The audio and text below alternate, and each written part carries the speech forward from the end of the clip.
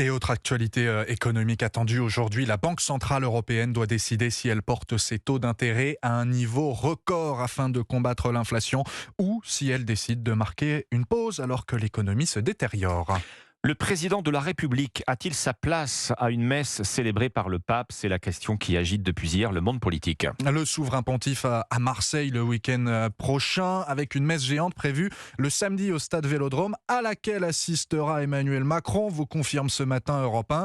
Réaction vive et immédiate des oppositions, notamment de la France insoumise, Arthur Delaborde. Oui, Emmanuel Macron a décidé d'assister lui-même à la messe, une première pour un président depuis Valéry Giscard d'Estaing en 1980. Le député insoumis Bastien Lachaud dénonce une atteinte à la loi de 1905 sur la séparation de l'Église et de l'État. C'est un vrai problème. On ne peut pas crier laïcité sur tous les tons, nous imposer 15 jours de débat pour des abayas à l'école.